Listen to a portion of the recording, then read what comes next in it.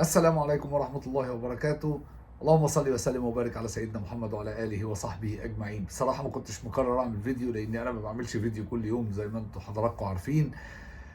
وكمان ما بطلعش أحكي في أي حاجة طالما ما فيش فايدة من الفيديو يعني. لكن بصراحة فوجئت من شوية كده بخبر صادم لجمهور الزمالك، وطبعا حبيت أتأكد منه الأول قبل ما أطلع أعمل الفيديو. ولكن بالفعل اتأكدت ان الخبر حقيقي، الا وهو جوزيه جوميز بيكلم الكابتن حسين لبيب علشان يعرفه انه هيمشي من نادي الزمالك. بالفعل جوزيه جوميز جاله عرض من نادي الفتح السعودي. اول ما جاله العرض، طبعا احنا عارفين ملايين السعودية، اول ما جاله العرض كلم الكابتن حسين لبيب، عمل له باي باي ومش جاي.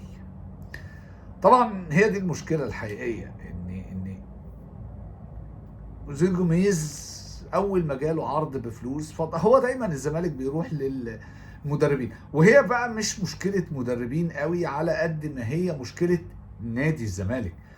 مدرب مع نادي الزمالك مش حاسس بالعالميه، مش حاسس بالبطولات، مش حاسس عادي بيدرب لعيبه عادي، بيكسب كاس مصر، يكسب سوبر افريقي بتاع، انما مفيش العالميه اللي مدربين الاهلي بيروحوا لها. علشان كده واحد زي كولر ما جاله عروض، وجاله عروض من السعوديه واتحط فيه ملايين كتير جدا جدا جدا، يمكن اضعاف اللي جه لجوزيه جوميز، لكن هو فضل الاهلي. ليه؟ لانه فضل الالقاب اللي بياخدها مع الاهلي، فضل التالق اللي حاصل له مع الاهلي، فضل وصوله للعالميه مع الاهلي. راح يلعب كاس العالم للانديه، بيلعب انتر كونتيننتال، ده حاجه تشجع انه يفضل موجود في النادي الاهلي، لانه كل ده لما هيكسبه هيعوض بملايين الدولارات.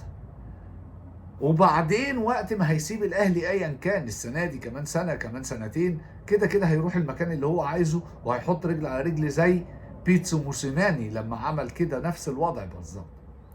هو ده يعني بصراحه هو ده اساس الفيديو اللي كنت حابب، يعني او بمعنى صح هو ده السبب اللي خلاني عملت فيديو دلوقتي.